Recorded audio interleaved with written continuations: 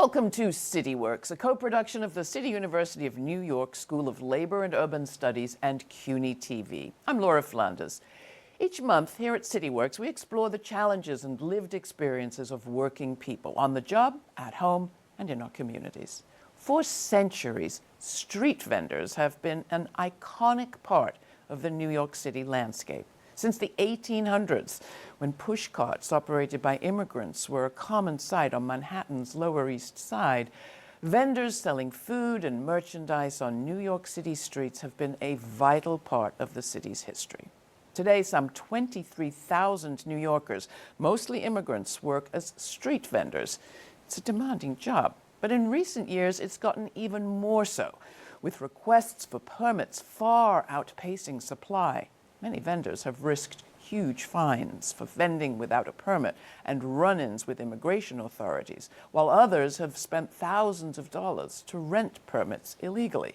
All of which is why New York City street vendors and their supporters are celebrating an historic package of bills that were passed in January by the City Council that will at long last expand the caps on permits and licenses by a lot, tens of thousands in fact. Bills will also speed up the licensing process for vendors and provide avenues for their education and training. To help us unwrap this remarkable new development that's set to impact the lives of the city's street vendors and to discuss the many challenges that still remain, we are joined by one of the lead sponsors of this landmark package of bills, New York City Council member Amanda Farías. She represents District 18 in the Bronx. Also joining us is Carina Kaufman-Gutierrez, Deputy Director of the Street Vendor Project, which has for many years pushed and advocated for the passage of these street vendor bills. And we're joined by Guadalupe Sosa, a second-generation street vendor from East Harlem. Thank you all for joining us. It is great to be celebrating a victory.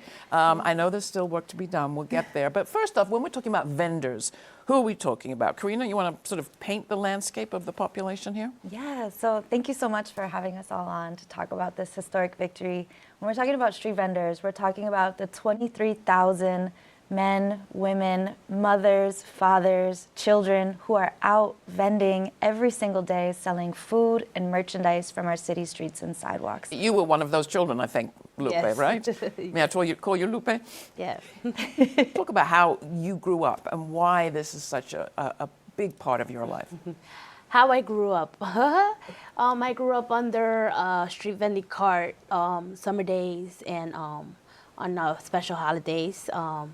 And always having to learn how to cross the street by yourself and walk around to make sure that everything's fine, that police is not around. I remember they used to have the Cinco de Mayo festival at the Street Vendor Project, and I remember they would have artists and stuff like that, and I would love going with my mom, and I would always like hearing the interpretation because I would be like, Mom, they didn't say that right. And then my mom going to all community board meetings and all of that, that's how I became very active. And when my mom stopped, she was like, I'm tired of it already, it's too much, but I know there's a long fight. And then when COVID came, and I saw that a lot of people were needing help and stuff, that's when I started getting more active. And ever since then, we receive phone calls at any time of the day, and I'm always very open to help out because I know how much my mom needed the help when there was no help.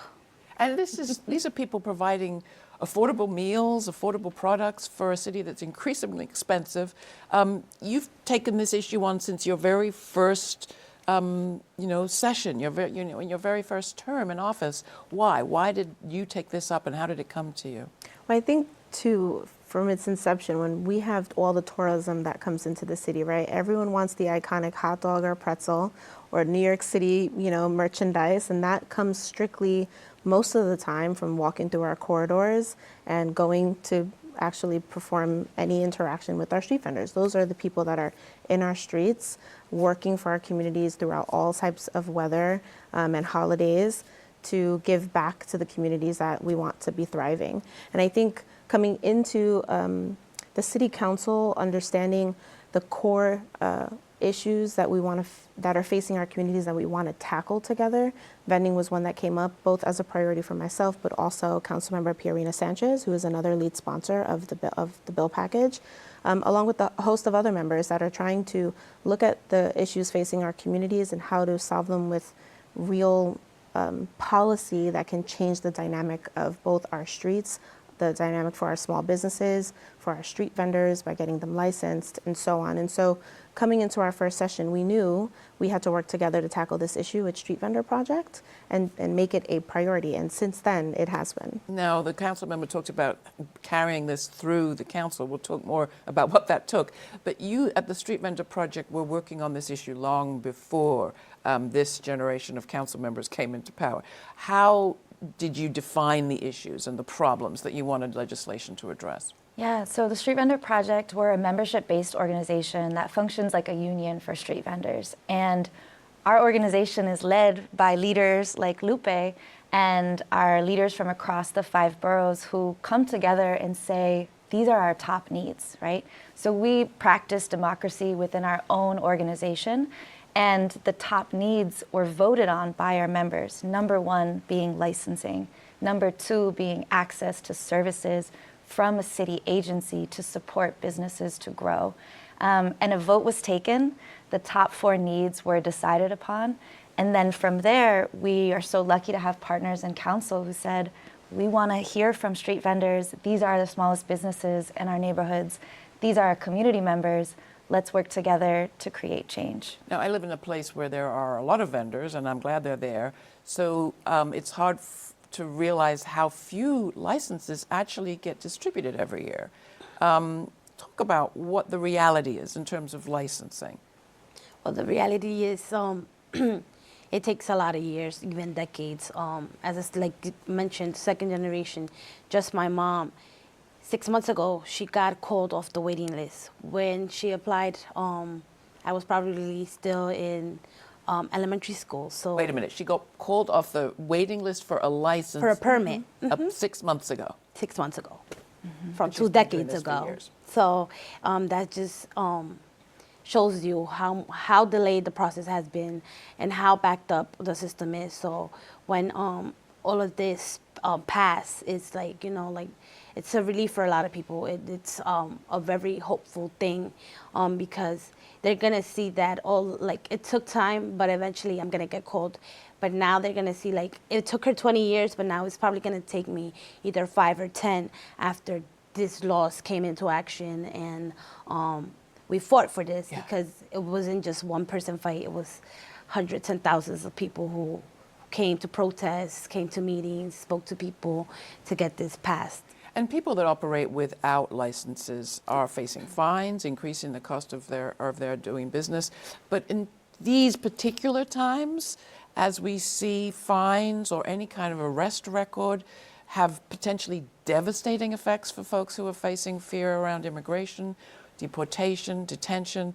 I can only imagine that increased the urgency around getting something done, council member. 100%. I mean, the council, in its inception of the package, we had several bills that were together that we hoped to move together to signal and show that we were receiving feedback and that we were working on the bills as a package to pass holistically. In exactly this moment, we all came together to say there are pieces of this bill package that have to be separate of. One of them was decriminalizing vending and moving that from the risk of deportation or the risk of involvement with federal agents and just keeping it as a misdemeanor with a fine. So our local precincts can keep managing some of the violations was a huge priority for us. And we actually pulled that bill out and expedited its passage in the council to make sure we were protecting both the safety of our vendors and our neighbors and our streets. And so, yeah, I think, in our response, the priority had to shift in that moment, but we continued on with pushing the rest of the package onward. Carina, tell us about the humps in the road here, one of which had to do with our former mayor, Adams. This legislation was all going pretty smoothly. We'll hear a bit more about what went into it. But then what happened? There was a veto involved. Yes.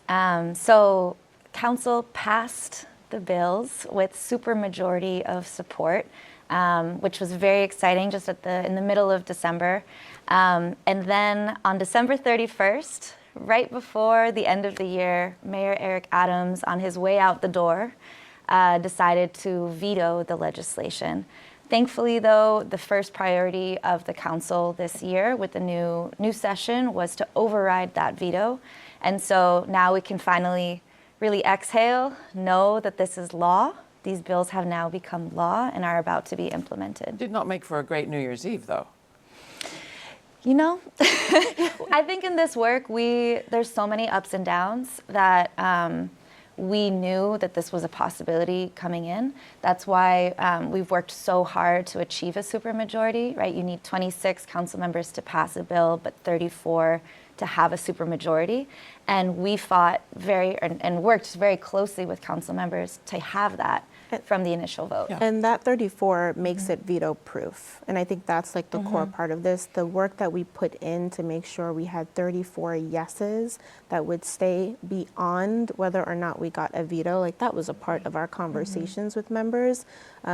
While it came on the 31st, we were prepared for something like that and knew leading into the new year, follow-ups were necessary, but we felt good about the support we had. Where did the resistance come from, and how did you overcome it? I think the resistance came from a lot of different places throughout the city. As you can imagine, New York City, every single neighborhood has different priorities, different issues facing them, different makeup. And vending equally is just a diverse bucket of what goes throughout our neighborhoods. And so, you know, we were hearing from management companies, we were hearing from business improvement districts, from merchant associations, on a varying degrees of issues. There are, you know, Manhattan is facing very different issues than what Queens or like Flushing in Queens looks like versus what Parkchester in my neighborhood in the Bronx looks like. And so really over the course of 3 years, we were meeting with a variety of folks from every sector, whether that was labor unions and some of the issues or advocacy organizations, and building the coalition larger amongst members and nonprofits, but also from development teams and management companies to hear what's happening on the ground and how do we incorporate that feedback into the bills to ensure that everyone has a stake in its passage. Do you, Lupe, on the street, do you hear criticism or receive negativity from local business people or shopkeepers? Yes, I feel like it's always been like a miscommunication with businesses and us street vendors, because it's like sometimes they always feel like we're like stealing their business, or like the little extra money they could have made, they didn't because we're like a block away or stuff like that. And it's not like that. I feel like it's more of we should unite, because at the end of the day, we're all businesses, right? And there's a lot that could be done in affiliation and collaborating with them. For example, when there's street fairs, but you don't know how to handle how to set up outside, but you have the opportunity to. When you collaborate with a street vendor, you get to learn how it works in the street, but then again, we learn how you manage your business and how you have every other stuff to do. For example, like people don't know like how to do inventory, but a store does, and a street vendor doesn't really take it as serious as the store does. So if there's some type of affiliation or collaboration, we both learn from each other. And a lot of the times they don't look at it like that, but the little businesses that do, we do have a good relationship with just like renting out a small part of their store to storage our stuff, and they, you know, that money helps them pay whatever bills they have, or like just even going to purchase something, because obviously there's no free public bathrooms, but if you go purchase something, you're helping them out, and they're helping you out. So it's a I should ask you what benefit. it is that you sell. What does your mother sell? So we sell snow cones, piraguas, like Bad Bunny showed at his performance, and we sell fresh fruit during the spring, coming to the summer time. Fresh orange juice, popcorn, all of that good stuff. And right now, in the holidays, we sell arrangements. How do you manage in the wintertime?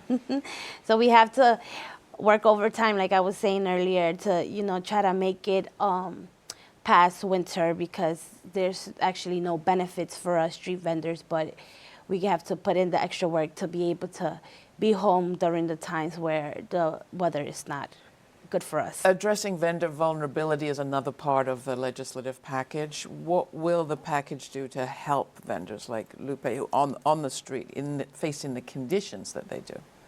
I think the first piece is create stability, right? So for vendors who've been operating without a permit or a license, there is no sense of stability, and it's not through any fault of their own that they can't have one, right? There's been the caps that were in place for decades, where if you went to the licensing office and said, "Can I get an application?" you would be told no. If you were asked to put your name on a wait list, you were told, "Sorry, also that's also closed for another decade." So first things first is people being able to access licensing and permitting to create stability for their business. So you're not looking over your shoulder every single time you step outside. Number two is related to enforcement. So a bill that was sponsored by Councilmember Krishnan reduces the criminal liability for street vending, so that if you previously, right, if an NYPD officer came up to you in the street as you were vending, that officer could decide whether to give you a civil or a criminal summons. And now, thanks to the legislation passed, if someone selling in a way that's not the right time, place, or manner, they can now only receive a civil summons for that.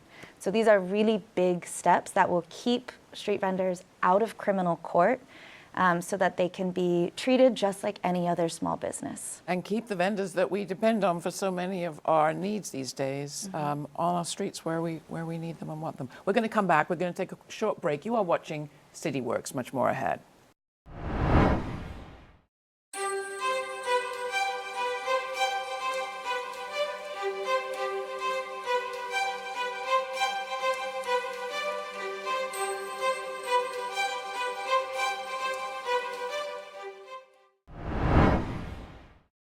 Welcome back to CityWorks. We're talking about the small business owners and workers who make their living selling food and merchandise on the streets of New York, street vendors. And Councilmember Farías, I want to come back to you for a second about this cap on licenses. We've heard from our second generation vendor here, Lupe, about how her mother had to wait for so long, how there's long lines and long wait periods, but you revealed that even those caps weren't even being met before. Yeah. What did you discover? Yeah, I think throughout this process of us really trying to focus in on how to make the bills better, specifically the bill on expansion and bringing folks into compliance, we already knew some of these issues that Lupe brought up of a long waiting list, several decades people were waiting on. But throughout the hearings, we were even hearing from folks saying that the accessibility to it was almost impossible, or sometimes you'd get a violation and an agency would tell you, well, just go get a permit, which we knew was almost impossible. And throughout that process of trying to make Intro 431 more viable and stronger to pass, we realized that the agency had tipped their hat and showcased to us that they were not even issuing the minimum licenses that they were supposed to annually. And there was no mandate on rolling over to a new application number if you didn't hear back from an applicant over a time period. And so that's where Intro 1251, the bill I primed, came into inception. We thought, well, how can we ensure that even when we get to the end goal that we have on licensure and permit expansion, we still make sure that the agencies do their mandated job of issuing the licenses, so we can reduce this over 20,000 people waiting list to get the licenses out annually. And so through that process, we came up with a new bill that was partnered into the package, and we're able to pass it to make sure it's not just stuck at that cap every year. You and your family must have been unbelievably frustrated all these years. I mean, what was it like to be waiting that long to be getting the possibility of getting a license and getting the kind of stability? Well, it was always hope in the mail, but it was also the fear. Every day when you go out and sell and you know that you don't have a permit, it's like you have to start work before you even start working. Yeah. It's waking up extra 30 minutes to an hour early to go supervise the area you work in, just to make sure, okay, there's no law enforcement. Everyone that sells during this time is set up now. I feel comfortable enough to set up. And then that's how we started planning communication, media, communication, which would be like, shoot a video, shoot a message, a picture, to see where are they, or if they were seen or not. So that's how it's been all these years. So communication amongst the vendors to sort of tip each other off as to who's where in terms And of... even from borough to borough, with street vendor project having the WhatsApp chats from each like borough, and we would actually know where they were at. We would kind of calculate either, oh, they probably come tomorrow if they were this close, or like they're in another area, like let's call whoever we know in that area to try to, help each other out. And so frightening, particularly in this period with these Yes. ICE raids going on. All of this brings us to the question of enforcement. As you point out, you could have legal caps on how many licenses are supposed to be issued, and even they are not met. What makes you think, I don't know who to direct this to really, but let's come to you, Carina, what makes you think that these laws, this package of laws, will be implemented? Yes. Well, I think first off, we're excited that the new administration, the new mayoral administration, has been a big supporter of street vending from the get, right? Folks might remember the viral halalflation video where we partnered with some of our members to create that. And the first thing they said was, I can't believe a mayor's been inside of a halal cart. Like, that's never happened before. So we're excited to partner with the new administration, continue partnering with our leaders in city council to make sure that all of the agencies involved in street vending, DCWP, DSNY, DOHMH, you name it, SBS, all agencies have some sort of foothold in vending, are appropriately staffed so that they can issue the licenses accordingly and have enough services to help vendors, as they're getting their licenses, become in compliance with the law. So SBS is the Small Business Administration, Correct. basically. Yes. Do they have anybody in that administration who works with vendors, knows about the reality of life for vendors? Yes, so actually, one of the bills that was part of the package creates an Office of Street Vendor Services, because we, again, look at this holistically. It's not just about having access to licenses, it's what do you do with that now, right? How do you grow your business? How do you market your business? So these are, we wanted to see a city agency really take on supporting and investing in our city's smallest businesses.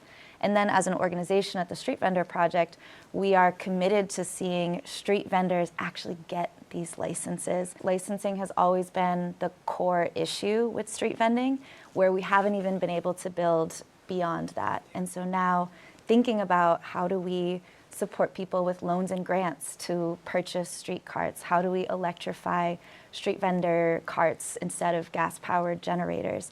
The possibilities are endless now that we have this core issue being implemented. So, Council Member, you and your colleagues are not off the hook yet. Definitely not. What's ahead? Well, I think right now it's similarly, it's the implementation component. We have these bills that are now local laws, Local Law 53, 54, and 59.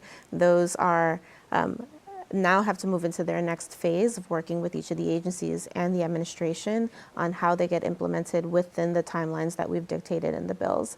And then I think it's a huge education component that we have to roll out into communities.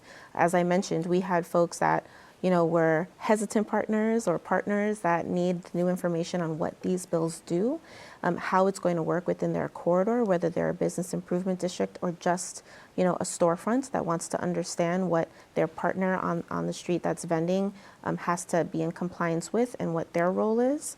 And I think that's going to be a huge piece of our next phase. Will we see a massive expansion of vendors all across the city? We won't see a massive expansion. I think what we're hopeful for is we start seeing more licenses and permits issued so people are within compliance, so that enforcement piece that's coupled in our bill actually gets to serve its purpose of those that are in compliance and fitting the criteria, checking off all the right boxes, are vending correctly.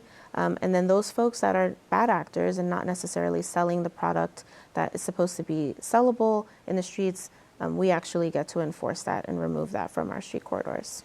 How do you expect life to change for you, Lupe, and your family, or how is it changing already?